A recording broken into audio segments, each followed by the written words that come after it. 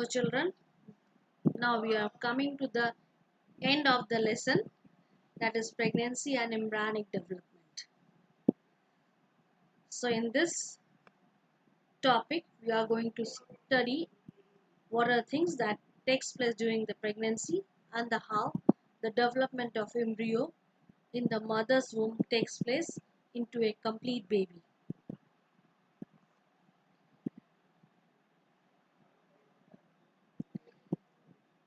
Now pregnancy and embryonic development.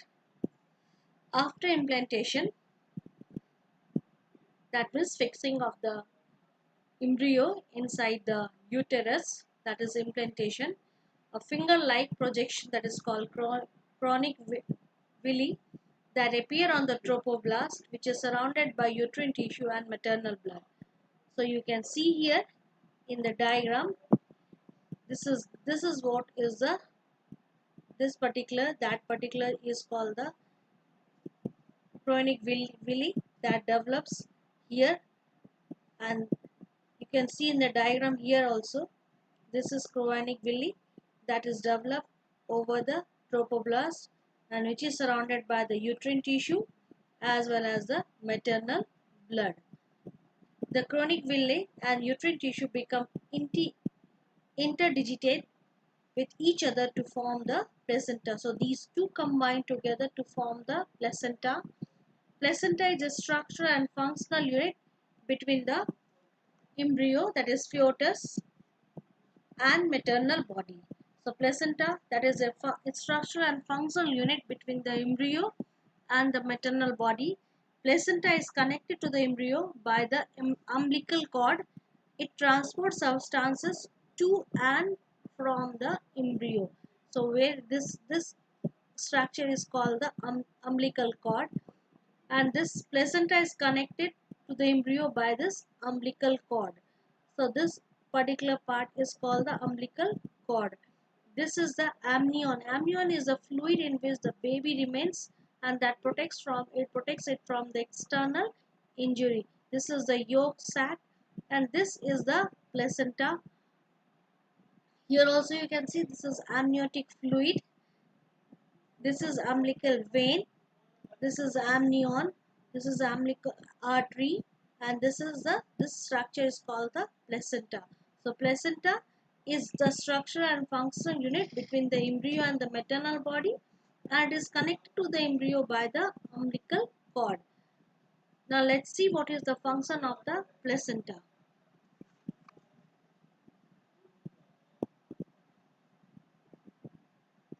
It acts as a barrier between the fetus and the mother. It supplies O2, nutrient, etc. from mother to fetus, and it also removes carbon dioxide, excretory waste from the fetus. This much function you have read in the earlier classes also. But beside that, it also acts as endocrine gland. It secretes these hormones, particularly human chorionic gonadotropin, that in short it is called HCG. Second is the human placental lactogen, that is called HPL, estrogen and progesterone, and relaxin. So that is why it is also called acting as a endocrine gland, because it secretes these hormones. So full form of HCG, that is human chorionic gonadotropin, HPL, that is human placental lactogen, estrogens, progesterone, and relaxin. Relaxin is also secreted by the ovary. So this is the actual structure. So you can see here, this is placenta, this is the cotyledons, this is mother's blood, and this is the structure, that is the villi. That is the villi, which helps in supplying the nutrient from the mother to the baby.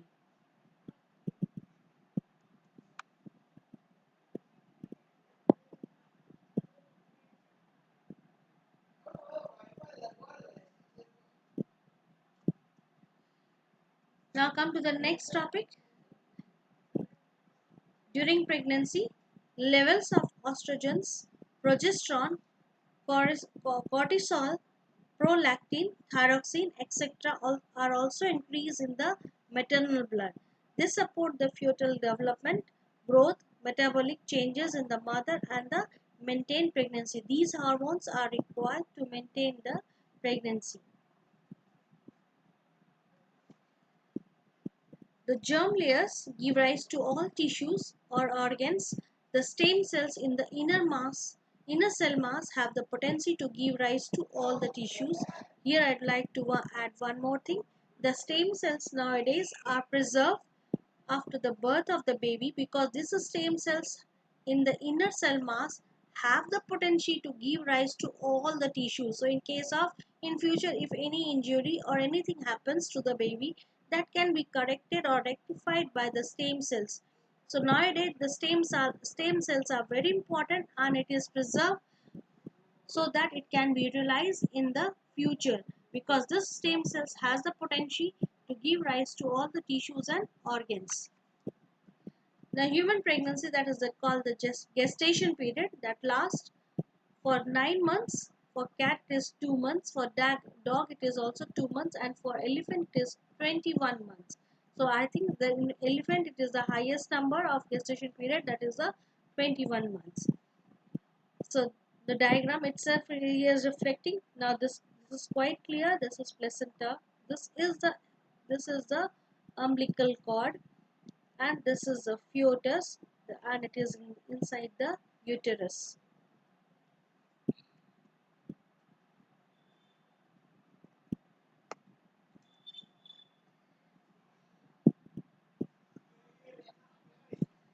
Now changes that in the embryo that during the pregnancy. So after 1 month, heart is formed.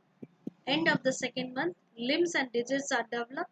End of the 12th week, that is first trimester or 3 months, the major organs like the limbs, external genital organs, etc. are well developed. During 5th month, first movement of fetus and appearance of hair on the body, on the head. End of 24 weeks, that is second trimester or the 6 months, the body is covered with the hair, eyelids separate and eyelashes are formed. End of the 9 months, ready for delivery. So you can see in the picture also, this is 1 month, this is 2 months, this is 3 months, this is the 4 month, this is a 5 month, this is a 6 month, so 7 month, 8 month, and finally it is the 9 month. So gradually all the organs and all the parts of the body are developed. So first formed organ is the heart, that is the first, and after that limbs and digits are developed. Then the end of 3 month, third month, limbs, external and genital organs are well developed. Then end of the 6 months, the body is covered with the fine hair, eyelids separate and eyelashes are formed. So this is the complete development of the baby or changes in the embryo during the pregnancy. And at the end of 9 months, it is ready for delivery.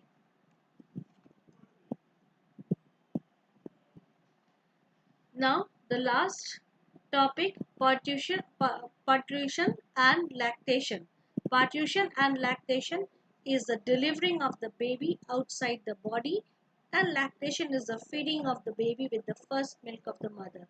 So let's see what is in this topic.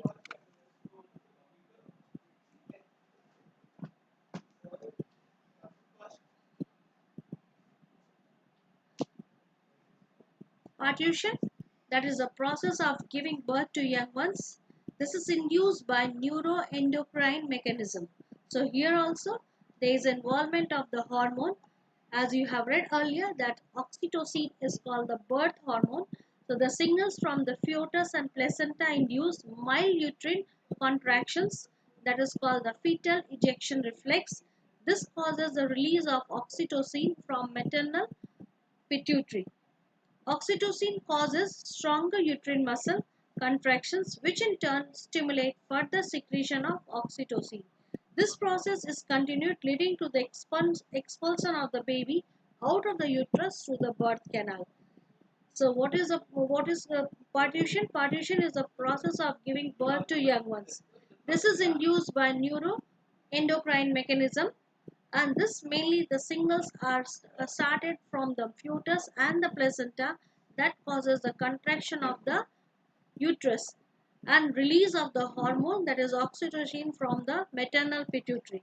This causes the stronger uterine contraction and which in turn stimulate further secretion of oxytocin, and this process continues leading to the expulsion of the baby out of the uterus through the birth canal. And as you can see in the picture, first the head of the baby comes out, then only the other part of the. In some cases you might have heard or you might see that the baby might be in the reverse, first the limb then the head. In that condition the birth of baby becomes quite difficult. So generally the head first comes out and then only the other part of the body comes out.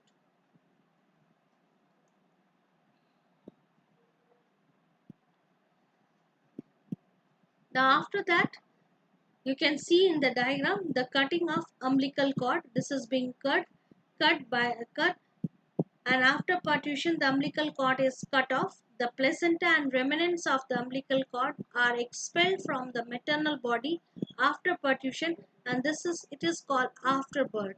So you can see in the diagram, this is the umbilical cord, this is being removed, it is being detached from the placenta, and leftover part of the placenta and umbilical cord is being expelled from the mother's body after partition, and this is what is called the afterbirth. You can see here this is the amniotic sac, and this particular in the mother's womb the baby remains in the fluid that is called the amniotic fluid, and this protects the baby from any sort of external injury. So how well the baby is being protected inside the mother's womb, and this is the what is the creation of the god. So you can see in the diagram this is how the baby is well protected inside the mother's womb.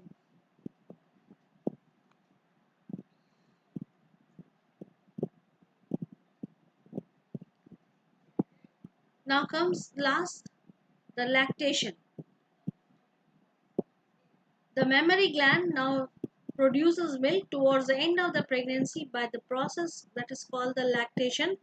The yellowish milk produced during the initial few days of lactation is called the colostrum, and this particular colostrum is rich in all sort of vitamins as well as all sort of nutrients. This contains several antibodies essential to develop the resistance for the newborn baby.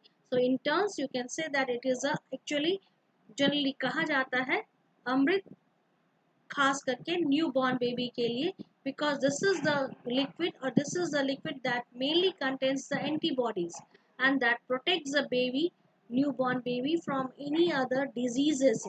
It also contains number of vitamins and number of nutrients, and that is how it protects the baby from all other external diseases as well as from other sources of diseases. So this is how the baby is well protected, and every mother must give this milk to her baby at least for the first 6 months, because this is very important for the newly born baby, that builds its immunity which can support the baby throughout the life. So this is very much important for the baby. That's all in this chapter. Let's once review what we have read. First, we have read about the male and female reproductive system of human being. Then we have read about the two process, that is spermatogenesis and oogenesis. Next, we have read about the menstrual cycle. After that, we have read about the fertilization and implantation. Next, we have read about the pregnancy and embryonic development. And last is the partition and the lactation. So that's all in this chapter. Go through the contents if you have, and since from beginning you go through the content. If you have not understood anything, you can ask me through the WhatsApp. That's all for today. Thank you.